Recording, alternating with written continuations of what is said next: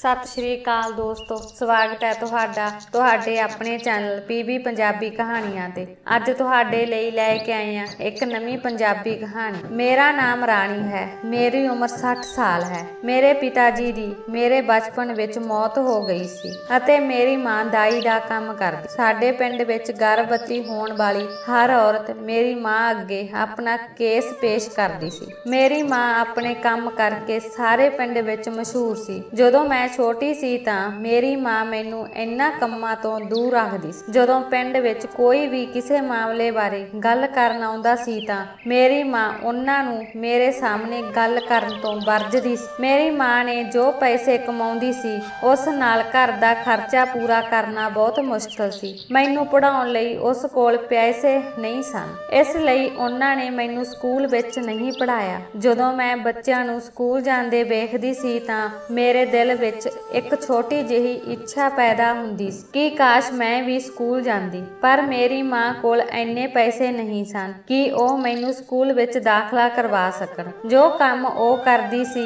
ਉਸ ਵਿੱਚ ਘਰ ਦੇ ਖਰਚੇ ਪੂਰੇ ਕਰਨੇ ਬਹੁਤ ਔਖੇ ਸਨ। ਜਦੋਂ ਮੈਂ ਵੱਡੀ ਹੋਈ ਤਾਂ ਮੇਰੀ ਮਾਂ ਮੈਨੂੰ ਆਪਣੇ ਨਾਲ ਲੈ ਜਾਂਦੀ ਸੀ। ਜਿਸ ਤਰ੍ਹਾਂ ਪਿੰਡ ਦੇ ਲੋਕ ਮੇਰੀ ਮਾਂ ਅਤੇ ਮੇਰੇ ਨਾਲ ਸਲੂਕ ਕਰਦੇ ਸਨ, ਮੈਨੂੰ ਬਹੁਤ ਦੁੱਖ ਹੁੰਦਾ। ਇਹ ਇਸ ਤਰ੍ਹਾਂ ਸੀ ਜਿਵੇਂ ਸਾਨੂੰ ਛੂਤ ਦੀ ਬਿਮਾਰੀ ਹੋਵੇ। ਲੋਕ ਸਾਡੇ ਨੇੜੇ ਆਉਣ ਤੋਂ ਵੀ ਕੰਨੀ ਕਤਰਾਉਂਦੇ ਸਨ। ਮੈਂ ਹਮੇਸ਼ਾ ਆਪਣੀ ਮਾਂ ਨੂੰ ਕਿਹਾ ਕਰਦੀ ਸੀ ਕਿ ਇਹ ਕੀ ਕੰਮ ਹੈ ਮਾਂ ਜੋ ਤੂੰ ਕਰਦੀ ਹੈ, ਇਸ ਤੋਂ ਚੰਗਾ ਤਾਂ ਭੁੱਖੇ ਮਰ ਜਾਣਾ ਹੈ। ਪਰ ਮਾਂ ਮੈਨੂੰ ਹਮੇਸ਼ਾ ਝਿੜਕ ਕੇ ਕਹਿੰਦੀ ਕਿ ਰੱਬ ਦਾ ਸ਼ੁਕਰਾਨਾ ਕਰਨਾ ਚਾਹੀਦਾ ਹੈ। ਮੈਂ ਮਾਂ ਨੂੰ ਕਿਹਾ ਕਿ ਹੁਣ ਮੈਂ ਤੇਰੇ ਨਾਲ ਕਿਤੇ ਨਹੀਂ ਜਾਵਾਂਗੀ, ਜੇਕਰ ਤੁਸੀਂ ਕਰਨਾ ਚਾਹੁੰਦੇ ਹੋ ਤਾਂ ਕਰੋ, ਪਰ ਮੈਂ ਨਹੀਂ ਕਰਾਂਗੀ। ਇਹਨਾਂ ਗੱਲਾਂ ਲਈ ਕਈ ਵਾਰ ਮਾਂ ਨੇ ਮੇਰੀ ਕੁੱਟਮਾਰ ਵੀ ਕੀਤੀ, ਪਰ ਮੇਰੀ ਮਾਂ ਕਹਿੰਦੀ ਹੁੰਦੀ ਸੀ ਕਿ ਇਹ ਸਾਡੀ ਪੀੜ੍ਹੀ ਵਿੱਚ ਬਹੁਤ ਪੁਰਾਣੇ ਸਮੇਂ ਤੋਂ ਚੱਲਦਾ ਆ ਰਿਹਾ ਹੈ। ਮੇਰੀ ਮਾਂ ਅਤੇ ਦਾਦੀ ਨੇ ਵੀ ਅਜਿਹਾ ਹੀ ਕੀਤਾ ਸੀ। ਹੁਣ ਮੈਂ ਕਰ ਰਹੀ ਅਤੇ ਇਸ ਤੋਂ ਬਾਅਦ ਤੁਸੀਂ ਵੀ ਇਹੀ ਕੰਮ ਕਰੋਗੇ। ਪਰ ਮੇਰੇ ਸੁਪਨੇ ਬਹੁਤ ਵੱਖਰੇ ਸਨ। ਘੱਟੋ ਘੱਟ ਮੈਂ ਦਾਈ ਨਹੀਂ ਬਣਨਾ ਚਾਹੁੰਦੀ ਸੀ। ਹੁਣ ਮਾਂ ਮੈਨੂੰ ਜ਼ਬਰਦਸਤੀ ਕੰਮ ਤੇ ਲੈ ਜਾਂਦੀ ਅਤੇ ਮੇਰੀ ਮਦਦ ਵੀ ਲੈਂਦੀ। ਮੈਨੂੰ ਇਸ ਕੰਮ ਤੋਂ ਨਫ਼ਰਤ ਹੋਣ ਲੱਗੀ। ਮੈਨੂੰ ਇਹ ਕੰਮ ਬਿਲਕੁਲ ਵੀ ਪਸੰਦ ਨਹੀਂ। ਮੈਂ ਘਰ ਆ ਕੇ ਰੋਣ ਲੱਗ ਜਾਂਦੀ ਤੇ ਮਾਂ ਨੂੰ ਕਹਿੰਦੀ ਕਿ ਇਹ ਕੰਮ ਚੰਗਾ ਨਹੀਂ ਹੈ, ਮੈਂ ਇਹ ਨਹੀਂ ਕਰਨਾ ਚਾਹੁੰਦੀ। ਮੈਨੂੰ ਕਿਸੇ ਦੇ ਘਰ ਕੰਮ ਕਰਵਾ ਲਓ, ਪਰ ਮੈਂ ਦਾਈ ਨਹੀਂ ਬਣਨਾ ਚਾਹੁੰਦੀ। ਪਰ ਇਹ ਮਾਂ ਦੀ ਇੱਜ਼ਤ ਦੇ ਵਿਰੁੱਧ ਸੀ। ਇਹ ਸੁਣ ਕੇ ਉਹ ਗੁੱਸੇ ਵਿੱਚ ਆ ਜਾਂਦੀ ਤੇ ਕਹਿੰਦੀ, ਹੁਣ ਤੁਸੀਂ ਲੋਕਾਂ ਦੇ ਘਰ ਜਾ ਕੇ ਕੰਮ ਕਰੋਗੇ ਅਤੇ ਸਾਡੀ ਇੱਜ਼ਤ ਦਾ। ਮਾਂ ਦੀ ਇਹ ਗੱਲ ਸੁਣ ਕੇ ਮੈਨੂੰ ਹੈਰਾਨੀ ਹੁੰਦੀ। ਮੈਂ ਇਹ ਸੋਚਦੀ ਸੀ ਉਹ ਜੋ ਕੰਮ ਕਰ ਰਹੀ ਹੈ ਉਸ ਵਿੱਚ ਬਹੁਤ ਸਤਿਕਾਰ ਹੈ। 4 ਸਾਲ ਹੋ ਗਏ ਸਨ ਮੈਨੂੰ ਆਪਣੀ ਮਾਂ ਨਾਲ ਜਾਂਦੇ। ਹੁਣ ਮੈਂ ਸਾਰਾ ਕੰਮ ਸਿੱਖ ਲਿਆ ਸੀ। ਹੁਣ ਮੈਂ ਬਹੁਤ ਵੱਡੀ ਹੋ ਗਈ ਸੀ ਅਤੇ ਮੇਰੀ ਮਾਂ ਘਰ ਹੀ ਰਹਿੰਦੀ ਸੀ। ਇੱਕ ਦਿਨ ਮਾਂ ਕੰਮ ਤੇ ਨਹੀਂ ਗਈ ਅਤੇ ਇੱਕ ਔਰਤ ਸਾਡੇ ਘਰ ਭਾਈ ਦੀ ਆਈ ਤੇ ਕਹਿੰਦੀ ਕਿ ਜਲਦੀ ਆਓ, ਮੇਰੀ ਧੀ ਗਰਭਵਤੀ ਹੈ। ਮਾਂ ਉਸ ਦੀ ਗੱਲ ਸੁਣ ਕੇ ਉੱਠਣ ਲੱਗੀ ਅਤੇ ਸੋਟੀ ਲੈ ਕੇ ਤੁਰਨ ਦੀ ਕੋਸ਼ਿਸ਼ ਕੀਤੀ, ਪਰ ਉਹ ਜ਼ਮੀਨ ਤੇ ਡਿੱਗ ਗਈ। ਮਾਂ ਬਹੁਤ ਕਮਜ਼ੋਰ ਹੋ ਗਈ ਸੀ। ਮਾਂ ਦੇ ਡਿੱਗਣ ਕਾਰਨ ਮੇਰੇ ਪੈਰਾਂ ਹੇਠੋਂ ਜ਼ਮੀਨ ਨਿਕਲ ਗਈ। ਮੈਂ ਝੱਟ ਭੱਜ ਕੇ ਉਸ ਕੋਲ ਗਈ ਅਤੇ ਉਸ ਨੂੰ ਚੁੱਕ ਕੇ ਮੰਜੇ ਤੇ ਬਿਠਾ ਦਿੱਤਾ ਅਤੇ ਜੋ ਕੰਮ ਮੈਨੂੰ ਪਸੰਦ ਨਹੀਂ ਸੀ ਉਹ ਕੰਮ ਮੈਨੂੰ ਮਾਂ ਦੀ ਖਾਤਰ ਕਰਨਾ ਪਿਆ। ਮੈਂ ਇਹ ਕਰਨ ਲਈ ਤਿਆਰ ਸੀ। ਹੁਣ ਮੈਂ ਉਸ ਪਿੰਡ ਦੀ ਔਰਤ ਨੂੰ ਕਿਹਾ ਕਿ ਮੈਂ ਤੁਹਾਡੀ ਧੀ ਦੇ ਬੱਚੇ ਨੂੰ ਜਨਮ ਦਿਵਾਵਾਂਗੀ। ਉਹ ਬਹੁਤ ਡਰ ਗਈ ਅਤੇ ਕਹਿਣ ਲੱਗੀ ਕਿ ਉਸ ਦਾ ਪਹਿਲਾ ਬੱਚਾ ਹੈ, ਤੁਸੀਂ ਇਹ ਕਰ ਲਵੋਗੇ। ਮੈਂ ਕਿਹਾ ਚਿੰਤਾ ਨਾ ਕਰੋ, ਮੈਂ ਕਰ ਲਵਾਂਗੀ। ਮੈਂ ਲੰਬੇ ਸਮੇਂ ਤੋਂ ਮਾਂ ਨਾਲ ਕੰਮ ਕਰ ਰਹੀ, ਮੈਂ ਸਾਰੇ ਕੰਮ ਕਰ ਸਕਦੀ ਸੀ। ਔਰਤ ਮੈਨੂੰ ਘਬਰਾ ਕੇ ਆਪਣੇ ਘਰ ਲੈ ਗਈ ਅਤੇ ਕਹਿਣ ਲੱਗੀ ਧਿਆਨ ਰੱਖੋ ਕਿ ਕੋਈ ਗੜਬੜ ਨਾ ਹੋ ਜੇ। ਮੈਂ ਔਰਤ ਨੂੰ ਦਿਲਾਸਾ ਦਿੱਤਾ ਅਤੇ ਕਿਹਾ ਤੁਸੀਂ ਬਾਹਰ ਚਲੇ ਜਾਓ, ਮੈਂ ਸਾਰਾ ਕੁਝ ਸੰਭਾਲ ਲਵਾਂਗੀ। ਅਜੇ ਕੁਝ ਹੀ ਸਮਾਂ ਹੋਇਆ ਸੀ ਕਿ ਉਸ ਦੀ ਬੇਟੀ ਨੇ ਇੱਕ ਪਿਆਰੀ ਜਿਹੀ ਬੇਟੀ ਨੂੰ ਜਨਮ ਦਿੱਤਾ। ਇਹ ਮੇਰਾ ਪਹਿਲਾ ਕੇਸ ਸੀ ਜੋ ਮੈਂ ਆਪਣੇ ਆਪ ਕੀਤਾ ਸੀ, ਆਪਣੀ ਮਾਂ ਦੀ ਮਦਦ ਤੋਂ ਬਿਨਾਂ। ਮੈਂ ਬਹੁਤ ਖੁਸ਼ ਸੀ। ਪਤਾ ਨਹੀਂ ਕਿਉਂ ਮੈਨੂੰ ਇਸ ਕੰਮ ਤੋਂ ਇੰਨੀ ਨਫ਼ਰਤ ਸੀ। ਅੱਜ ਉਹ ਕੰਮ ਕਰਨ ਤੋਂ ਬਾਅਦ ਮੈਂ ਇੰਨਾ ਖੁਸ਼ ਕਿਉਂ ਸੀ। ਮੈਂ ਖੁਸ਼ੀ-ਖੁਸ਼ੀ ਬੱਚੇ ਨੂੰ ਤੌਲੀਏ ਵਿੱਚ ਲਪੇਟ ਕੇ ਬਾਹਰ ਲਿਆਈ ਅਤੇ ਉਸ ਦੀ ਨਾਨੀ ਨੂੰ ਸੌਂਪ ਦਿੱਤਾ। ਨਾਨੀ ਉਸ ਬੱਚੇ ਨੂੰ ਦੇਖ ਕੇ ਬਹੁਤ ਖੁਸ਼ ਸੀ। ਉਸ ਔਰਤ ਨੇ ਕਿਹਾ ਤੁਸੀਂ ਬਹੁਤ ਵਧੀਆ ਕੇਸ ਕੀਤਾ ਹੈ, ਇਸ ਲਈ ਮੇਰੀ ਨੂੰਹ ਨੂੰ ਵੀ ਦੇਖ ਲਓ। ਉਹ ਕਦੋਂ ਤੱਕ ਗਰਭਵਤੀ ਹੋਵੇਗੀ। ਹੁਣ ਮੈਂ ਆਪਣੇ ਘਰ ਵਿੱਚ ਆਪਣੇ ਪੋਤੇ ਪੋਤੀਆਂ ਦੇ ਚਿਹਰੇ ਦੇਖਣਾ ਚਾਹੁੰਦੀ ਹਾਂ। ਮੈਂ ਉਸ ਦੀ ਨੂੰਹ ਦਾ ਇਲਾਜ ਕੀਤਾ ਅਤੇ ਉਹ ਦੂਜੇ ਮਹੀਨੇ ਹੀ ਗਰਭਵਤੀ ਹੋ ਗਈ। ਉਹ ਔਰਤ ਬਹੁਤ ਖੁਸ਼ ਸੀ। ਜਦੋਂ ਉਸ ਦੀ ਨੂੰਹ ਗਰਭਵਤੀ ਹੋਈ ਤਾਂ ਉਹ ਮੇਰੇ ਲਈ ਬਹੁਤ ਸਾਰੇ ਤੋਹਫੇ ਅਤੇ ਮਠਿਆਈਆਂ ਲੈ ਕੇ ਆਈ। ਮਾਤਾ ਜੀ ਮੇਰੇ ਕੰਮ ਤੋਂ ਬਹੁਤ ਖੁਸ਼ ਸਨ। ਮੈਂ ਕਿਹਾ, ਮਾਂ ਹੁਣ ਤੁਸੀਂ ਆਰਾਮ ਕਰੋ, ਮੈਂ ਕੰਮ ਕਰਾਂਗੀ। ਜਦੋਂ ਮੈਂ ਕੰਮ ਕਰਨ ਲਈ ਸਹਿਮਤ ਹੋ ਗਈ ਤਾਂ ਮੇਰੀ ਮਾਂ ਬਹੁਤ ਖੁਸ਼ ਹੋ ਗਈ। ਮੈਂ ਹਰ ਦੂਜੇ ਦਿਨ ਪਿੰਡ ਦੀਆਂ ਕੁੜੀਆਂ ਦਾ ਇਲਾਜ ਕਰਦੀ ਸੀ। ਮੈਂ ਪਿੰਡ ਵਿੱਚ ਦਾਈ ਦਾ ਕੰਮ ਕਰਦੀ, ਪਰ ਜਿਸ ਕੁੜੀ ਦਾ ਮੈਂ ਪਿੰਡ ਵਿੱਚ ਇਲਾਜ ਕੀਤਾ ਉਹ ਦੂਜੇ ਮਹੀਨੇ ਵਿੱਚ ਹੀ ਗਰਭਵਤੀ ਹੋ ਜਾਂਦੀ। ਲੋਕਾਂ ਨੂੰ ਮੇਰੇ ਤੇ ਅੰਨਾ ਵਿਸ਼ਵਾਸ। ਮੈਂ ਵੀ ਇਸ ਸਾਰੀ ਪ੍ਰਸਿੱਧੀ ਤੋਂ ਬਾਅਦ ਨਿਸ਼ਚਿਤ ਮਹਿਸੂਸ ਕਰਨ ਲੱਗ ਪਈ। ਇਸ ਕੰਮ ਵਿੱਚ ਮੈਂ ਬਹੁਤ ਮਸ਼ਹੂਰ ਹੋ ਗਈ ਅਤੇ ਬਹੁਤ ਸਾਰਾ ਪੈਸਾ ਆਉਣ ਲੱਗਾ। ਇੱਕ ਦਿਨ ਕੇਸ ਕਰਨ ਤੋਂ ਬਾਅਦ ਮੈਂ ਕਾਫੀ ਪੈਸੇ ਲੈ ਕੇ ਘਰ ਆ ਰਹੀ ਸੀ ਕਿ ਰਸਤੇ 'ਚ ਫਲਾਂ ਦੀ ਦੁਕਾਨ ਦੇਖੀ। ਮੈਂ ਸੋਚਿਆ ਕਿ ਮੈਂ ਆਪਣੀ ਮਾਂ ਲਈ ਕੁਝ ਫਲ ਲੈ ਜਾਵਾਂ। ਮੈਂ ਮਾਂ ਲਈ ਬਹੁਤ ਸਾਰੇ ਫਲ ਲੈ ਕੇ ਘਰ ਪਹੁੰਚ ਗਈ। ਘਰ ਦਾ ਦਰਵਾਜ਼ਾ ਥੋੜਾ ਜਿਹਾ ਖੁੱਲਾ ਸੀ। ਪਹਿਲਾਂ ਤਾਂ ਮੈਂ ਹੈਰਾਨ ਸੀ ਕਿ ਮਾਂ ਦਰਵਾਜ਼ਾ ਨਹੀਂ ਖੋਲਦੀ ਸੀ। ਫਿਰ ਅੱਜ ਕੀ ਹੋਇਆ? ਮੈਂ ਤੇਜ਼ੀ ਨਾਲ ਘਰ ਦੇ ਅੰਦਰ ਗਈ, ਪਰ ਮਾਂ ਨੂੰ ਆਪਣੇ ਸਾਹਮਣੇ ਜ਼ਮੀਨ ਤੇ ਪਈ ਦੇਖ ਕੇ ਮੇਰੀ ਰੂਹ ਕੰਬ ਗਈ। ਫਰੂਟ ਬੈਗ ਮੇਰੇ ਹੱਥੋਂ ਹੇਠਾਂ ਡਿੱਗ ਪਿਆ। ਮੈਂ ਆਪਣੀ ਮਾਂ ਕੋਲ ਆਈ, ਪਰ ਮੇਰੇ ਸਿਰ ਤੇ ਅਸਮਾਨ ਡਿੱਗ ਪਿਆ। ਜਦੋਂ ਮੈਂ ਆਪਣੀ ਮਾਂ ਨੂੰ ਮਰਿਆ ਹੋਇਆ ਦੇਖਿਆ, ਮੇਰੀ ਮਾਂ ਇਸ ਸੰਸਾਰ ਨੂੰ ਛੱਡ ਗਈ। ਮੈਂ ਚੀਕਾਂ ਮਾਰ-ਮਾਰ ਕੇ ਰੋਣ ਲੱਗ ਪਈ। ਇਸ ਦੌਰਾਨ ਪਿੰਡ ਦੇ ਸਾਰੇ ਲੋਕ ਇਕੱਠੇ ਹੋ ਗਏ। ਮੇਰੀ ਮਾਂ ਤੋਂ ਇਲਾਵਾ ਇਸ ਦੁਨੀਆ ਵਿੱਚ ਮੇਰਾ ਕੋਈ ਨਹੀਂ। ਮੈਂ ਵੀ ਪੈਸੇ ਕਮਾਉਣ ਵਿੱਚ ਇੰਨਾ ਅੰਨੀ ਹੋ ਗਈ ਸੀ ਕਿ ਮੈਨੂੰ ਆਪਣੀ ਮਾਂ ਦੀ ਪਰਵਾਹ ਨਹੀਂ ਸੀ। ਕਹਿੰਦੇ ਹਨ ਕਿ ਜ਼ਰੂਰਤ ਤੋਂ ਜ਼ਿਆਦਾ ਹਰ ਚੀਜ਼ ਹਾਨੀਕਾਰਕ ਹੁੰਦੀ ਹੈ। ਮੈਨੂੰ ਪੈਸੇ ਦੇ ਬਦਲੇ ਮਾਂ ਨੂੰ ਗਵਾਉਣਾ ਪਿਆ। ਪਰ ਹੁਣ ਮਾਂ ਦੇ ਜਾਣ ਤੋਂ ਬਾਅਦ ਮੇਰਾ ਇੱਕੋ ਇੱਕ ਸੁਪਨਾ ਸੀ ਕਿ ਮੈਂ ਬਹੁਤ ਸਾਰਾ ਪੈਸਾ ਕਮਾਉਣਾ ਹੈ ਅਤੇ ਆਪਣੇ ਸਾਰੇ ਸੁਪਨੇ ਅਤੇ ਇੱਛਾਵਾਂ ਨੂੰ ਪੂਰਾ ਕਰਨਾ। ਮਾਤਾ ਦੇ ਅੰਤਿਮ ਸੰਸਕਾਰ ਤੋਂ ਬਾਅਦ ਸਾਰਾ ਘਰ ਮੈਨੂੰ ਖਾਣ ਨੂੰ ਪੈਂਦਾ ਸੀ। ਮੈਂ ਅਕਸਰ ਉੱਚੀ ਉੱਚੀ ਰੋਂਦੀ ਰਹਿੰਦੀ। ਮੈਨੂੰ ਆਪਣੀ ਮਾਂ ਦੀ ਬਹੁਤ ਯਾਦ ਆਉਂਦੀ। ਬਚਪਨ ਤੋਂ ਲੈ ਕੇ ਹੁਣ ਤੱਕ ਜਦੋਂ ਤੋਂ ਮੈਨੂੰ ਹੋਸ਼ ਆਇਆ ਸੀ, ਮੈਂ ਆਪਣੇ ਨਾਲ ਸਿਰਫ ਮਾਂ ਹੀ ਦੇਖੀ ਸੀ। ਮੈਨੂੰ ਨਹੀਂ ਪਤਾ ਸੀ ਕਿ ਮੇਰੇ ਪਿਤਾ ਨੂੰ ਕੀ ਹੋਇਆ ਅਤੇ ਉਹ ਸਾਡੇ ਤੋਂ ਕਿਵੇਂ ਦੂਰ ਹੋ ਗਏ। ਮਾਂ ਨੇ ਕਦੇ ਮੇਰੇ ਚਾਚਾ ਚਾਚੀ ਅਤੇ ਮਾਮਾ ਮਾਮੀ ਦਾ ਜ਼ਿਕਰ ਵੀ ਨਹੀਂ ਕੀਤਾ। ਮੈਨੂੰ ਨਹੀਂ ਪਤਾ ਸੀ ਕਿ ਮੇਰਾ ਇਸ ਸੰਸਾਰ ਵਿੱਚ ਕੋਈ ਹੋਰ ਰਿਸ਼ਤਾ ਹੈ ਜਾਂ ਨਹੀਂ। ਹੁਣ ਮੈਂ ਪਿੰਡ ਦੀਆਂ ਸਾਰੀਆਂ ਔਰਤਾਂ ਦਾ ਇਲਾਜ ਕਰਦੀ ਸੀ। ਮੈਂ ਹਰ ਪਾਸੇ ਬਹੁਤ ਮਸ਼ਹੂਰ ਹੋ ਗਈ ਅਤੇ ਬਹੁਤ ਸਾਰਾ ਪੈਸਾ ਵੀ ਘਰ ਆਉਣ ਲੱਗ ਪਿਆ। ਪਰ ਮੈਂ ਇਹ ਕੰਮ ਨਹੀਂ ਛੱਡਿਆ। ਇੱਕ ਦਿਨ ਮੈਂ ਇੱਕ ਵੱਡੀ ਹਵੇਲੀ ਦੇਖੀ ਜੋ ਥੋੜੀ ਦੂਰ ਸੀ। ਉੱਥੇ ਮੈਨੂੰ ਨੌਕਰੀ ਮਿਲ ਗਈ। ਮੈਂ ਬਹੁਤ ਖੁਸ਼ ਸੀ ਕਿ ਹੁਣ ਮੈਨੂੰ ਪਿੰਡ ਤੋਂ ਬਾਹਰ ਵੀ ਕੰਮ ਮਿਲ ਰਿਹਾ ਹੈ। ਜਦੋਂ ਮੈਂ ਘਰ ਗਈ ਤਾਂ ਉੱਥੇ ਇੱਕ ਬਜ਼ੁਰਗ ਔਰਤ ਅਤੇ ਇੱਕ ਸੁੰਦਰ ਲੜਕਾ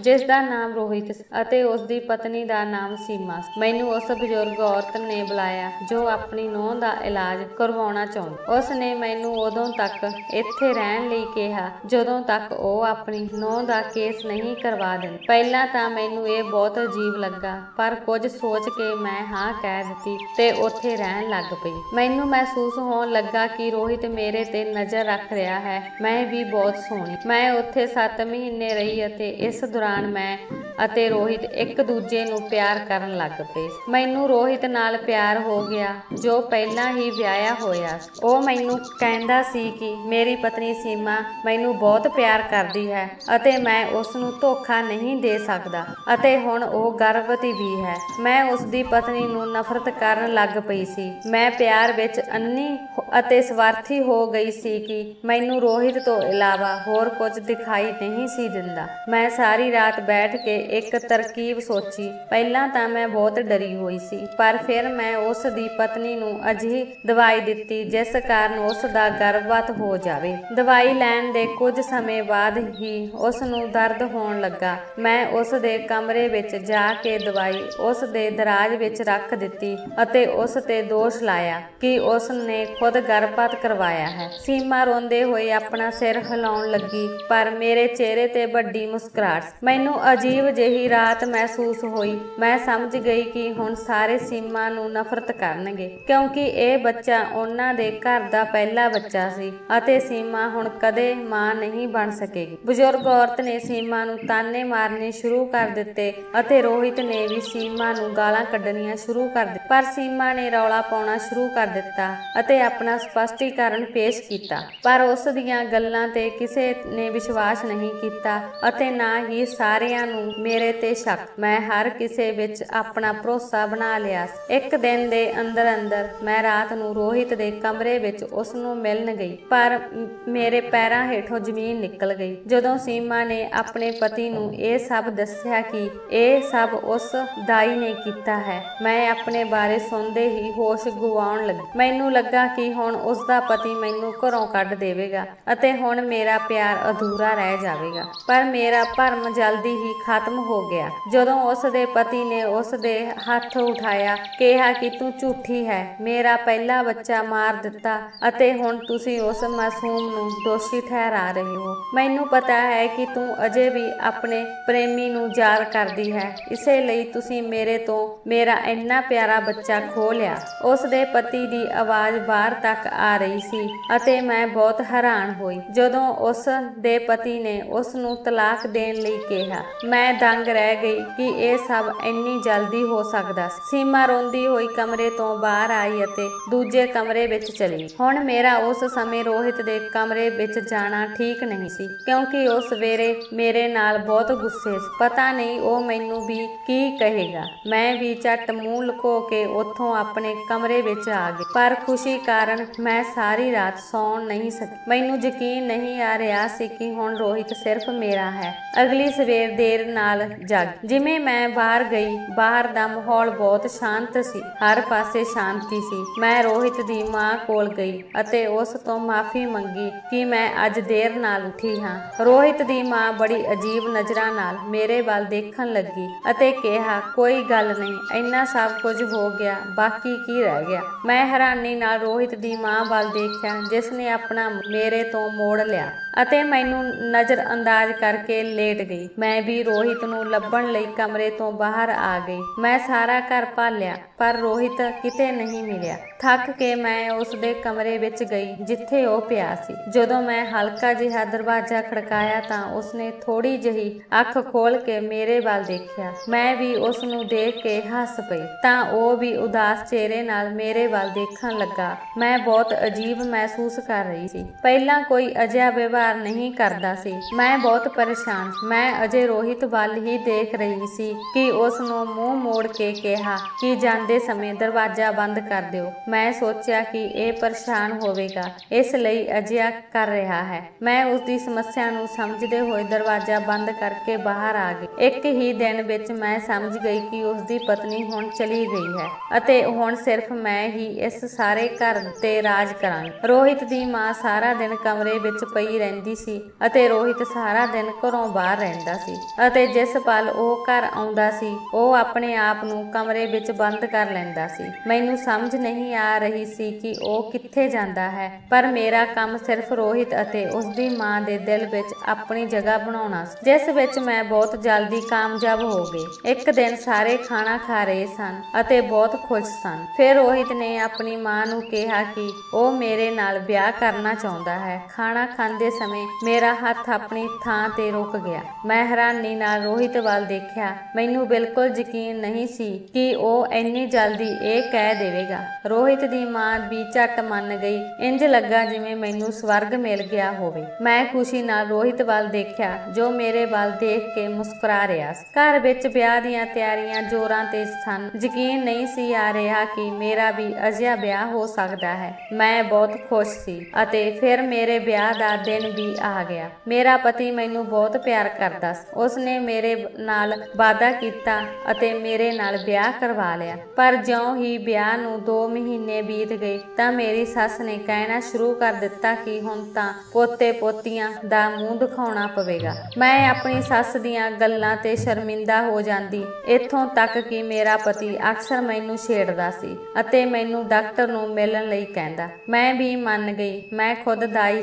ਪਰ ਕਿਸੇ ਨੇ ਨੇ ਮੈਨੂੰ ਆਪਣਾ ਚੈੱਕਅਪ ਨਹੀਂ ਕਰਨ ਦਿੱਤਾ। ਮੈਂ ਡਾਕਟਰ ਕੋਲ ਗਈ। ਡਾਕਟਰ ਨੇ ਚੈੱਕ ਕਰਨ ਤੋਂ ਬਾਅਦ ਜੋ ਦੱਸਿਆ ਸੁਣ ਕੇ ਮੇਰੀ ਤਾਂ ਜਾਨ ਨਿਕਲ ਗਈ। ਜਦੋਂ ਡਾਕਟਰ ਨੇ ਕਿਹਾ ਕਿ ਇਹ ਗਰਭਵਤੀ ਹੈ ਅਤੇ 3 ਮਹੀਨਿਆਂ ਤੋਂ ਗਰਭਵਤੀ ਹੈ, ਮੇਰੀ ਹੈਰਾਨੀ ਦੀ ਕੋਈ ਹੱਦ ਨਾ ਰਹੀ ਕਿ ਡਾਕਟਰ ਕੀ ਕਹਿ ਰਿਹਾ ਹੈ। ਮੇਰੇ ਪਤੀ ਨੇ ਹੈਰਾਨੀ ਨਾਲ ਮੇਰੇ ਵੱਲ ਦੇਖਿਆ। ਮੇਰੀਆਂ ਅੱਖਾਂ ਵਿੱਚ ਹੰਝੂ ਸਨ। ਮੈਂ ਡਾਕਟਰ ਵੱਲ ਦੇਖ ਰਹੀ ਸੀ ਜੋ ਸਾਨੂੰ ਦੋਵਾਂ ਨੂੰ ਵਧਾਈ ਦੇ ਰਿਹਾ ਸੀ। ਮੇਰੇ ਪਤੀ ਨੇ ਫਿਰ ਡਾਕਟਰ ਨੂੰ ਪੁੱਛਿਆ ਕਿ ਉਹ ਸੱਚ ਬੋਲ ਰਿਹਾ ਹੈ ਅਤੇ ਉਸਨੇ ਮੁਸਕਰਾਉਂਦੇ ਹੋਏ ਕਿਹਾ ਕਿ ਹਾਂ, ਪਰ ਮੈਨੂੰ ਪਤਾ ਸੀ ਕਿ ਇਹ ਸਭ ਝੂਠ ਸੀ। ਮੈਂ ਨਾ ਵਿੱਚ ਸਿਰ ਹਿਲਾਇਆ ਅਤੇ ਆਪਣੇ ਪਤੀ ਨੂੰ ਕਿਹਾ ਕਿ ਇਹ ਸਭ ਝੂਠ ਹੈ। ਮੈਨੂੰ ਨਹੀਂ ਪਤਾ ਕਿ ਇਹ ਬੱਚਾ ਕਿੱਥੋਂ ਆਇਆ ਹੈ। ਡਾਕਟਰ ਹੈਰਾਨੀ ਨਾਲ ਸਾਡੇ ਦੋਹਾਂ ਵੱਲ ਦੇਖਣ ਲੱਗਾ। ਮੇਰੇ ਪਤੀ ਨੇ ਮੇਰਾ ਹੱਥ ਫੜ ਲਿਆ ਅਤੇ ਮੈਨੂੰ ਹਸਪਤਾਲ ਤੋਂ ਬੇਰਹਿਮੀ ਨਾਲ ਘੜੀਸ ਕੇ ਬਾਹਰ ਲੈ ਆਏ ਅਤੇ ਇੱਕ ਥਾਂ ਤੇ ਖੜਾ ਕਰ ਦਿੱਤਾ ਅਤੇ ਗੁੱਸੇ ਨਾਲ ਮੇਰੇ ਵੱਲ ਦੇਖਣ ਲੱਗਾ। ਉਸ ਨੇ ਲੋਕਾਂ ਦੀ ਪਰਵਾਹ ਨਹੀਂ ਕੀਤੀ, ਨਾ ਹੀ ਇੱਧਰ ਉੱਧਰ ਦੇਖਿਆ। ਉਸ ਨੇ ਮੇਰੇ ਮੂੰਹ ਤੇ ਥੱਪੜ ਮਾਰ ਦਿੱਤਾ। ਮੈਂ ਹੈਰਾਨੀ ਨਾਲ ਆਪਣੇ ਪਤੀ ਵੱਲ ਦੇਖਣ ਲੱਗੀ। ਉਹ ਮੈਨੂੰ ਘਰ ਲੈ ਗਿਆ। ਮੇਰੀ ਸੱਸ ਸਾਡੀ ਉਡੀਕ ਕਰ ਰਹੀ ਸੀ। ਉਸ ਨੇ ਖੁਸ਼ੀ ਨਾਲ ਸਾਡੇ ਵੱਲ ਦੇਖਿਆ। ਮੈਂ ਕੰਬਦੀ ਹੋਈ ਰੋ ਰਹੀ ਸੀ, ਜਦੋਂ ਕਿ ਮੇਰਾ ਪਤੀ ਗੁੱਸੇ ਨਾਲ ਆਪਣੀ ਮਾਂ ਵੱਲ ਦੇਖ ਰਿਹਾ ਸੀ। ਮੇਰੀ ਸੱਸ ਨੇ ਮੇਰੇ ਪਤੀ ਨੂੰ ਪੁੱਛਿਆ, ਕੀ ਗੱਲ ਹੈ, ਤੁਹਾਨੂੰ ਦੋਹਾਂ ਨੂੰ ਕੀ ਹੋਇਆ? ਤੁਸੀਂ ਦੋਵੇਂ ਡਾਕਟਰ ਕੋਲ ਗਏ ਸੀ, ਫਿਰ ਕੀ ਹੋਇਆ? ਜਦੋਂ ਉਹ ਪੁੱਛਣ ਲੱਗੀ ਤਾਂ ਮੇਰਾ ਪਤੀ ਮੇਰੇ ਵੱਲ ਮੁੜਿਆ ਅਤੇ ਕਿਹਾ ਕਿ ਤੁਸੀਂ ਆਪਣਾ ਗੁਨਾਹ ਖੁਦ ਦੱਸੋਗੇ ਜਾਂ ਮੈਂ ਦੱਸਾਂਗਾ। ਮੈਂ ਰੋਂਦੀ ਹੋਈ ਸੱਸ ਦੇ ਪੈਰਾਂ ਵਿੱਚ ਬੈਠ ਗਈ ਅਤੇ ਕਿਹਾ, ਮੈਂ ਕੁਝ ਨਹੀਂ ਕੀਤਾ। ਮੈਨੂੰ ਨਹੀਂ ਪਤਾ ਕਿ ਡਾਕਟਰ ਝੂਠ ਕਿਉਂ ਬੋਲ ਰਿਹਾ ਸੀ, ਪਰ ਮੈਂ ਗਰਭਵਤੀ ਨਹੀਂ ਹਾਂ। ਮੈਨੂੰ ਪਤਾ ਹੈ ਕਿ ਮੈਂ ਗਰਭਵਤੀ ਨਹੀਂ ਹਾਂ, ਪਰ ਉਹ ਡਾਕਟਰ ਕਹਿ ਰਿਹਾ ਹੈ ਕਿ ਮੈਂ 3 ਮਹੀਨਿਆਂ ਦੀ ਗਰਭਵਤੀ ਹਾਂ। ਮੂੰਹ ਤੇ ਹੱਥ ਰੱਖ ਕੇ ਉਹ ਮੇਰੇ ਵੱਲ ਦੇਖਣ ਲੱਗੀ। ਮੈਨੂੰ ਨਹੀਂ ਪਤਾ ਸੀ ਕਿ ਸਾਰਿਆਂ ਨੂੰ ਕਿਵੇਂ ਦੱਸਾਂ ਕਿ ਮੈਂ ਝੂਠ ਨਹੀਂ ਬੋਲ ਰਹੀ। ਮੈਂ ਸੋਚਿਆ ਸੀ ਕਿ ਜੋ ਮਰਜ਼ੀ ਹੋ ਜਾਵੇ, ਪਰ ਮੈਂ ਸੱਚਾਈ ਦਾ ਪਤਾ ਲਗਾ ਲਵਾਂਗੀ। ਪਰ ਇਸ ਤੋਂ ਪਹਿਲਾਂ ਮੈਂ ਆਪਣੇ ਪਤੀ ਨਾਲ ਰਹਿਣਾ ਸੀ, ਉਸ ਦਾ ਭਰੋਸਾ ਵਾਪਸ ਜਿੱਤਣਾ ਸੀ। ਮੇਰੀ ਸੱਸ ਆਪਣੇ ਕਮਰੇ ਵਿੱਚ ਚਲੀ ਗਈ ਅਤੇ ਮੇਰਾ ਪਤੀ ਬਾਹਰ। ਮੈਂ ਇਸ ਸਾਰੇ ਘਰ ਵਿੱਚ ਇਕੱਲੀ ਰਹਿ ਗਈ। ਇੱਕ ਦਿਨ ਮੈਂ ਮਹਿਸੂਸ ਕੀਤਾ ਕਿ ਕੋਈ ਮੇਰੇ ਸਿਰ ਤੇ ਖੜਾ ਹੈ। ਜਿਵੇਂ ਹੀ ਮੈਂ ਆਪਣਾ ਸਿਰ ਉੱਚਾ ਕੀਤਾ, ਮੇਰੀ ਰੂਹ ਕੰਬ ਗਈ, ਕਿਉਂਕਿ ਮੇਰੇ ਸਾਹਮਣੇ ਮੇਰੇ ਪਤੀ ਦੀ ਪਹਿਲੀ ਪਤਨੀ ਮੇਰੇ ਤੇ ਹੱਸ ਰਹੀ ਅਤੇ ਕਹਿ ਰਹੀ ਸੀ ਕਿ ਉਹ ਕਿਵੇਂ ਮਹਿਸੂਸ ਕਰ ਰਹੀ ਹੈ। ਜਾਨ ਨਿਕਲ ਰਹੀ ਹੈ ਨਾ। ਦਿਲ ਇਹ ਕਰਦਾ ਹੈ ਕਿ ਜਲਦੀ ਸਾਬਤ ਕਰ ਦੇਵਾਂ ਕਿ ਮੈਂ ਦੋਸ਼ੀ ਨਹੀਂ ਹਾਂ। ਮੇਰੀ ਨਜ਼ਰ ਉਸ ਟਿਕੀ ਹੋਈ ਸੀ। ਮੈਂ ਹੰਝੂਆਂ ਨਾਲ ਭਰੀਆਂ ਅੱਖਾਂ ਨਾਲ ਉਸ ਨੂੰ ਦੇਖਦੀ ਰਹੀ। ਪਤਾ ਨਹੀਂ ਉਹ ਹੋਰ ਕੀ ਕੁਝ ਕਹਿ ਰਹੀ। ਮੇਰੇ ਵਿੱਚ ਕੁਝ ਕਹਿਣ ਦੀ ਹਿੰਮਤ ਨਹੀਂ। ਮੇਰੀ ਜ਼ੁਬਾਨ ਬਿਲਕੁਲ ਚੁੱਪ ਹੋ ਗਈ। ਮੇਰੇ ਪਤੀ ਦੀ ਪਹਿਲੀ ਪਤਨੀ ਲਗਾਤਾਰ ਹੱਸ ਰਹੀ। ਮੈਨੂੰ ਉਸ ਦੇ ਹੱਸਣ ਨਾਲ ਆਪਣੇ ਆਪ ਤੋਂ ਨਫ਼ਰਤ ਹੋਣ ਲੱਗੀ। ਉਹ ਹੁਣ ਵੀ ਲਗਾਤਾਰ ਬੋਲ ਰਹੀ ਸੀ। ਉਹ ਕਹਿਣ ਲੱਗੀ ਕਿ ਤੁਸੀਂ ਮੇਰੇ ਕੋਲੋਂ ਮੇਰਾ ਬੱਚਾ ਖੋਹ ਲਿਆ ਹੈ। ਦੇਖ ਰੱਬਾ, ਦੇਖ ਰੱਬ ਨੇ ਤੇਰਾ ਲੇਖਾ ਕਿਵੇਂ ਲਿਆ ਹੈ। ਮੈਂ ਸਭ ਕੁਝ ਰੱਬ ਤੇ ਛੱਡ ਦਿੱਤਾ ਸੀ। ਮੈਂ ਇੱਥੇ ਆਪਣਾ ਸਮਾਨ ਇਕੱਠਾ ਕਰਨ ਆਈ, ਪਰ ਤੇਰੀ ਹਾਲਤ ਦੇਖ ਕੇ ਮੈਨੂੰ ਤਰਸ ਆਉਂਦਾ ਹੈ। ਤੁਸੀਂ ਸਿਰਫ ਇੱਕ ਬੱਚੇ ਦੀ ਜਾਨ ਨਹੀਂ ਲਈ, ਸਗੋਂ ਮੇਰਾ ਹੱਸਦਾ ਖੇਡਦਾ ਘਰ ਵੀ ਤੋੜ ਦਿੱਤਾ। ਸਾਨੂੰ ਆਪਣੇ ਘਰ ਦੂਜਿਆਂ ਦੀ ਖੁਸ਼ੀਆਂ ਤੇ ਨਹੀਂ ਬਣਾਉਣੇ ਚਾਹੀਦੇ। ਮੇਰੇ ਪਤੀ ਦੀ ਪਹਿਲੀ ਪਤਨੀ ਚਲੀ ਗਈ। ਮੈਂ ਬੇਜਾਨ ਕਦਮਾਂ ਨਾਲ ਅੱਗੇ ਵਧੀ ਅਤੇ ਆਪਣੇ ਆਪ ਨੂੰ ਆਪਣੇ ਕਮਰੇ ਵਿੱਚ ਬੰਦ ਕਰ ਲਿਆ। ਸਾਰਾ ਦਿਨ ਰੋਣ ਤੋਂ ਬਾਅਦ ਮੈਨੂੰ ਅਹਿਸਾਸ ਹੋਇਆ ਕਿ ਮੈਂ ਕਿੰਨਾ ਵੱਡਾ ਪਾਪ ਕੀਤਾ ਹੈ, ਪਰ ਹੁਣ ਮੈਂ ਕੁਝ ਨਹੀਂ ਕਰ ਸਕਦੀ। ਮੈਂ ਸੋਚਿਆ ਸੀ ਕਿ ਮੈਂ ਹਮੇਸ਼ਾ ਲਈ ਘਰ ਛੱਡ ਜਾਵਾਂਗੀ, ਪਰ ਸ਼ਾਇਦ ਮੇਰੇ ਗੁਨਾਹ ਦੀ ਸਜ਼ਾ ਅਤੇ ਬਾਕੀ ਸੀ। ਇਸੇ ਕਾਰਨ ਰਾਤ ਨੂੰ ਮੇਰੇ ਪਤੀ ਦੇ ਚੀਕਣ ਦੀ ਆਵਾਜ਼ ਆਉਣ ਲੱਗੀ। ਮੈਂ ਡਰ ਕੇ ਜਲਦੀ ਬਾਹਰ ਆ ਗਈ। ਉੱਥੇ ਬਹੁਤ ਸਾਰੇ ਮੁੰਡੇ ਸਨ। ਮੈਂ ਹੈਰਾਨ ਸੀ ਕਿ ਇਹ ਸਭ ਕੀ ਹੋ ਰਿਹਾ ਹੈ। ਮੇਰੇ ਪਤੀ ਨੇ ਇਸ਼ਾਰਾ ਕੀਤਾ ਤੇ ਮੈਨੂੰ ਆਪਣੇ ਕੋਲ ਬੁਲਾਇਆ ਅਤੇ ਜਦੋਂ ਮੈਂ ਉਸ ਕੋਲ ਗਈ ਤਾਂ ਉਸ ਨੇ ਮੈਨੂੰ ਕਿਹਾ ਕਿ ਇਹ ਸਾਰੇ ਮੇਰੇ ਦੋਸਤ ਹਨ ਅਤੇ ਅੱਜ ਰਾਤ ਤੁਹਾਨੂੰ ਇਹਨਾਂ ਕੋਲ ਰਹਿਣਾ ਪਵੇਗਾ। ਪਤੀ ਦੀ ਗੱਲ ਸੁਣ ਕੇ ਮੈਂ ਹੈਰਾਨ ਰਹਿ ਗਈ। ਮੈਂ ਆਪਣੇ ਪਤੀ ਵੱਲ ਹੈਰਾਨੀ ਨਾਲ ਦੇਖਿਆ। ਉਹ ਅਜਿਹਾ ਕਿਵੇਂ ਕਹਿ ਸਕਦਾ ਹੈ? ਅੱਜ ਉਸ ਨੂੰ ਆਪਣੀ ਇੱਜ਼ਤ ਦੀ ਪਰਵਾਹ ਨਹੀਂ ਸੀ। ਮੈਂ ਰੋਂਦੇ ਹੋਏ ਨਾ ਵਿੱਚ ਸਿਰ ਹਿਲਾਉਣ ਲੱਗੀ। ਮੈਂ ਕਿਹਾ ਕਿ ਮੈਂ ਅਜਿਹਾ ਨਹੀਂ ਕਰਾਂਗੀ। ਮੈਂ ਤੁਹਾਡੀ ਪਤਨੀ ਹਾਂ, ਮੈਂ ਤੁਹਾਡੇ ਘਰ ਦੀ ਇੱਜ਼ਤ ਹਾਂ। ਇਹ ਸੁਣ ਕੇ ਉਹ ਬਹੁਤ ਉੱਚੀ ਆਵਾਜ਼ ਵਿੱਚ ਬੋਲਣ ਲੱਗ ਪਿਆ ਤੇ ਕਹਿਣ ਲੱਗਾ, ਕਿਹੜੀ ਇੱਜ਼ਤ ਜੋ ਤੂੰ ਕਦੇ ਦੀ ਨਿਲਾਮ ਕਰ ਚੁੱਕੀ ਹੈ? ਮੈਂ ਹੈਰਾਨ ਸੀ ਕਿ ਮੇਰਾ ਪਤੀ ਇਹ ਸਭ ਕਿਵੇਂ ਕਰ ਸਕਦਾ ਹੈ। ਮੈਂ ਚੁੱਪ ਹੋ ਕੇ ਹੰਝੂ ਬਹਾਉਂਦੀ ਰਹੀ, ਪਰ ਮੈਂ ਮਨ ਬਣਾ ਲਿਆ ਸੀ ਕਿ ਮੈਂ ਅਜਿਹਾ ਗੰਦਾ ਕੰਮ ਨਹੀਂ ਕਰਾਂਗੀ। ਮੈਂ ਦਲੇਰੀ ਨਾਲ ਆਪਣੇ ਪਤੀ ਨੂੰ ਜਵਾਬ ਦਿੱਤਾ ਅਤੇ ਅਤੇ ਕਿਹਾ, ਮੈਂ ਅਜਿਹਾ ਕੋਈ ਕੰਮ ਨਹੀਂ ਕੀਤਾ, ਮੈਂ ਬੇਕਸੂਰ ਹਾਂ, ਮੇਰਾ ਕੋਈ ਕਸੂਰ ਨਹੀਂ ਹੈ। ਮੈਨੂੰ ਨਹੀਂ ਪਤਾ ਡਾਕਟਰ ਝੂਠ ਕਿਉਂ ਬੋਲ ਰਿਹਾ ਸੀ। ਤੁਸੀਂ ਮੈਨੂੰ ਇਸ ਤਰ੍ਹਾਂ ਸਜ਼ਾ ਨਹੀਂ ਦੇ ਸਕਦੇ। ਵਿਸ਼ਵਾਸ ਕਰੋ, ਮੈਂ ਉਸਨੂੰ ਬਹੁਤ ਸਮਝਾਉਂਦੀ ਰਹੀ ਪਰ ਉਹ ਨਾ ਮੰਨੀ। ਜਦੋਂ ਮੈਂ ਰਾਤ ਨੂੰ ਥੱਕ ਹਾਰ ਕੇ ਉਸਦੇ ਦੋਸਤਾਂ ਕੋਲੇ ਵਾਪਸ ਆਈ ਤਾਂ ਮੇਰਾ ਪਤੀ ਮੰਜੇ ਤੇ ਲੇਟਿਆ ਹੋਇਆ ਸੀ ਅਤੇ ਕਹਿਣ ਲੱਗਾ, ਅੱਜ ਤੋਂ ਤੁਸੀਂ ਦੂਜੇ ਕਮਰੇ ਵਿੱਚ ਰਹੋਗੇ ਅਤੇ ਮੈਂ ਤੁਹਾਨੂੰ ਜਲਦੀ ਆਜ਼ਾਦ ਕਰ ਦਿਆਂਗਾ, ਪਰ ਉਦੋਂ ਤੱਕ ਤੁਹਾਨੂੰ ਉਹੀ ਕਰਨਾ ਪਵੇਗਾ ਜੋ ਮੈਂ ਕਹਾਂਗਾ। ਜੇਕਰ ਤੁਸੀਂ ਘਰ ਵਿੱਚ ਰਹਿਣਾ ਚਾਹੁੰਦੇ ਹੋ ਤਾਂ ਰਹੋ, ਨਹੀਂ ਤਾਂ ਤੁਸੀਂ ਅਜੇ ਵੀ ਜਾ ਸਕਦੇ ਹੋ। ਮੈਂ ਕਿੱਥੇ ਜਾਵਾਂ? ਮੇਰੇ ਕੋਲ ਕੋਈ ਥਾਂ ਨਹੀਂ ਸੀ। ਆਪਣੇ ਪਤੀ ਦੇ ਮਗਰ ਲੱਗ ਕੇ ਮੈਂ ਆਪਣੇ ਪਿੰਡ ਵਾਲਾ ਘਰ ਵੀ ਵੇਚ ਦਿੱਤਾ ਸੀ। ਮੈਂ ਹੁਣ ਜਾਵਾਂ ਤਾਂ ਕਿੱਥੇ ਜਾਵਾਂ? ਮਜਬੂਰੀ ਵਿੱਚ ਮੈਨੂੰ ਆਪਣੇ ਪਤੀ ਦੀ ਗੱਲ ਮੰਨਣੀ ਪਈ। ਮੈਂ ਦੂਜੇ ਕਮਰੇ ਵਿੱਚ ਜਾ ਕੇ ਲੇਟ ਗਈ। ਅਗਲੀ ਸਵੇਰ ਮੇਰੇ ਲਈ ਕਿਸੇ ਤਬਾਹੀ ਤੋਂ ਘੱਟ ਨਹੀਂ। ਜਦੋਂ ਦੋ ਲੜਕੇ ਆਏ ਅਤੇ ਕਹਿਣ ਲੱਗੇ ਕਿ ਇਹ ਸਾਡੀ ਪਤਨੀ ਰਹਿ ਚੁੱਕੀ ਹੈ, ਮੈਂ ਹੈਰਾਨ ਰਹਿ ਗਈ ਕਿ ਇਹ ਸਭ ਮੇਰੇ ਨਾਲ ਕੀ ਹੋ ਰਿਹਾ ਹੈ। ਮੈਂ ਇਹਨਾਂ ਮੁੰਡਿਆਂ ਨੂੰ ਜਾਣਦੀ ਵੀ ਨਹੀਂ ਅਤੇ ਇਹ ਕਿੱਥੋਂ ਆਏ ਸਨ ਅਤੇ ਉਹ ਕੌਣ ਸਨ ਅਤੇ ਕੌਣ ਇਹ ਸਭ ਕਰਵਾ ਰਿਹਾ ਸੀ। ਮੇਰਾ ਪਹਿਲਾ ਸ਼ੱਕ ਮੇਰੇ ਪਤੀ ਦੀ ਪਹਿਲੀ ਪਤਨੀ ਤੇ ਗਿਆ। ਮੈਨੂੰ ਪਤਾ ਸੀ ਕਿ ਇਸ ਸਭ ਵਿੱਚ ਉਸ ਦਾ ਹੱਥ ਸੀ। ਮੈਂ ਉਸ ਔਰਤ ਨੂੰ ਨਫ਼ਰਤ ਕਰਨ ਲੱਗੀ ਪਰ ਇਸ ਸਮੇਂ ਮੈਂ ਕੁਝ ਨਹੀਂ ਕਰ ਸਕੀ। ਮੇਰੇ ਪਤੀ ਨੇ ਮੇਰੇ ਵੱਲ ਨਫ਼ਰਤ ਭਰੀਆਂ ਨਜ਼ਰਾਂ ਨਾਲ ਦੇਖਿਆ ਅਤੇ ਕਿਹਾ ਕਿ ਇਹ ਤੁਹਾਡਾ ਪਹਿਲਾ ਪਤੀ ਹੈ। ਜੇਕਰ ਤੁਸੀਂ ਚਾਹੋ ਤਾਂ ਤੁਸੀਂ ਉਹਨਾਂ ਨਾਲ ਜਾ ਸਕਦੇ ਹੋ। ਮੈਂ ਅੱਖਾਂ ਬੰਦ ਕਰਕੇ ਰੋਂਦੀ ਹੋਈ ਘਰੋਂ ਨਿਕਲ ਗਈ। ਹੁਣ ਮੇਰੇ ਕੋਲ ਬਿਰਧ ਆਸ਼ਰਮ ਵਿੱਚ ਰਹਿਣ ਤੋਂ ਇਲਾਵਾ ਹੋਰ ਕੋਈ ਚਾਰਾ ਨਹੀਂ। ਮੈਂ ਘਰ ਤੋਂ ਸਿੱਧਾ ਇੱਕ ਬਿਰਧ ਆਸ਼ਰਮ ਵਿੱਚ ਗਈ ਅਤੇ ਉੱਥੇ ਰਹਿਣ ਲੱਗ ਪਈ। ਮੈਂ ਉੱਥੇ 4 ਸਾਲਾਂ ਤੋਂ ਰਹਿ ਰਹੀ ਸੀ। ਮੇਰੀ ਉੱਥੇ ਸਭ ਨਾਲ ਵਧੀਆ ਗੱਲਬਾਤ ਹੋ ਗਈ ਸੀ। ਜੇ ਕੋਈ ਮੈਨੂੰ ਬਿਰਧ ਆਸ਼ਰਮ ਵਿੱਚ ਆਉਣ ਦਾ ਕਾਰਨ ਪੁੱਛਦਾ ਤਾਂ ਮੈਂ ਝੂਠ ਬੋਲ ਦਿੰਦੀ। ਇੱਕ ਦਿਨ ਇੱਕ ਮੁਟਿਆਰ ਕੁੜੀ ਜਿਸ ਦਾ ਪਤੀ ਉਸਨੂੰ ਉੱਥੇ ਛੱਡ ਕੇ ਚਲਾ ਗਿਆ ਸੀ, ਉਹ ਕੁੜੀ ਨੇ ਬਹੁਤ ਰੋਂਦੀ ਪਰ ਉਸਨੂੰ ਹੌਸਲਾ ਦੇਣ ਵਾਲਾ ਕੋਈ ਨਹੀਂ। ਉਹ ਕੁੜੀ ਦਿਨ ਰਾਤ ਰੋਂਦੀ ਰਹਿੰਦੀ ਸੀ। ਜਦੋਂ ਉਹ ਬਿਰਧ ਆਸ਼ਰਮ ਵਿੱਚ ਆਈ ਤਾਂ ਉਹ ਬਹੁਤ ਮੋਟੀ ਸੀ ਅਤੇ ਫਿਰ ਅਚਾਨਕ ਉਹ ਪਤਲੀ ਹੁੰਦੀ ਗਈ। ਉਸ ਦੀਆਂ ਅੱਖਾਂ ਦੇ ਹੇਠਾਂ ਟੋਹੇ ਸਨ। ਮੈਂ ਇਸ ਵਿੱਚ ਆਪਣੀ ਆਪ ਨੂੰ ਦੇਖ ਸਕਦੀ ਸੀ। ਮੈਂ ਅਕਸਰ ਉਸ ਨਾਲ ਬੈਠ ਕੇ ਗੱਲਾਂ ਕਰਦੀ।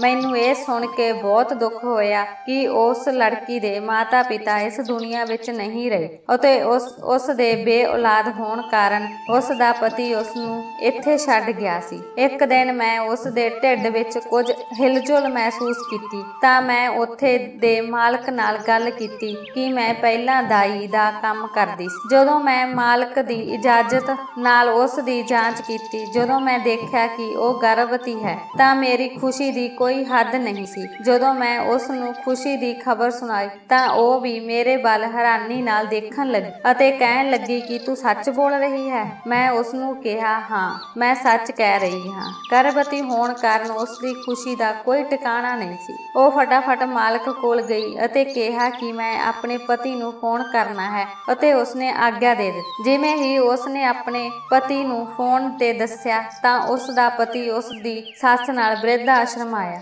ਅਤੇ ਲੜਕੀ ਨੂੰ ਆਪਣੇ ਨਾਲ ਲੈ ਗਿਆ। ਮੈਂ ਬਹੁਤ ਖੁਸ਼ ਸੀ ਕਿ ਮੈਂ ਕਿਸੇ ਦੇ ਕੰਮ ਆਈ। ਮੇਰੇ ਮੋਢਿਆਂ ਤੋਂ ਬੋਝ ਹਟ ਗਿਆ। ਇੱਕ ਬੱਚੇ ਦੀ ਜ਼ਿੰਦਗੀ ਮੈਂ ਆਪਣੇ ਹੱਥਾਂ ਨਾਲ ਲੈ ਲਈ ਸੀ ਅਤੇ ਹੁਣ ਮੈਂ ਇੱਕ ਮਾਸੂਮ ਬੱਚੇ ਦੀ ਜਾਨ ਬਚਾਈ। ਅਜਿਹਾ ਕਰਨ ਤੋਂ ਬਾਅਦ ਮੈਂ ਹਰ ਸਮੇਂ ਪਰਮਾਤਮਾ ਨੂੰ ਪ੍ਰਾਰਥਨਾ ਕਰਦੀ ਰਹਿੰਦੀ ਸੀ, ਰੋਜ਼ ਪੂਜਾ ਕਰਦੀ ਸੀ। ਮੈਂ 3 ਸਾਲ ਹੋਰ ਬਿਰਧ ਆਸ਼ਰਮ ਵਿੱਚ ਗੁਜ਼ਾਰੇ। ਹੁਣ ਮੈਂ ਆਪਣੀ ਕਿਸਮਤ ਵਿੱਚ ਲਿਖਿਆ ਮੰਨ ਲਿਆ ਸੀ। ਮੈਂ ਹੈਰਾਨ ਸੀ ਕਿ ਰੱਬ ਨੇ ਮੈਨੂੰ ਕੀ ਦਿੱਤਾ ਹੈ। ਮੈਨੂੰ ਮੇਰੇ ਕੀਤੇ ਦੀ ਚੰਗੀ ਸਜ਼ਾ ਮਿਲੀ ਸੀ। ਮੇਰੇ ਪਤੀ ਲਈ ਮੇਰੇ ਦਿਲ ਵਿੱਚ ਪਿਆਰ ਕਦੇ ਖਤਮ ਨਹੀਂ ਹੋਇਆ, ਪਰ ਮੈਂ ਹੁਣ ਉਸ ਬਾਰੇ ਜ਼ਿਆਦਾ ਨਹੀਂ ਸੋਚਦੀ। ਮੈਂ ਸੋਚਿਆ ਕਿ ਜੋ ਵੀ ਹੁੰਦਾ ਹੈ ਚੰਗੇ ਲਈ ਹੁੰਦਾ ਹੈ। ਇਹ ਮੇਰੀ ਕਿਸਮਤ ਸੀ। ਬਿਰਧ ਆਸ਼ਰਮ ਵਿੱਚ ਬਹੁਤ ਸਾਰੀਆਂ ਗਰਭਵਤੀ ਔਰਤਾਂ ਸਨ ਜਿਸ ਨੂੰ ਮੇਰੀ ਮਦਦ ਦੀ ਲੋੜ ਹੁੰਦੀ ਮੈਂ ਕਰਦੀ ਅਤੇ ਮੈਂ ਕਈ ਜਾਨਾਂ ਬਚਾਈਆਂ। ਸਾਰੀਆਂ ਨੂੰ ਮੇਰੇ ਤੇ ਅੰਨਾ ਵਿਸ਼ਵਾਸ, ਪਰ ਮੈਂ ਇਹ ਕੰਮ ਬਿਲਕੁਲ ਮੁਫਤ ਕਰਦੀ ਸੀ।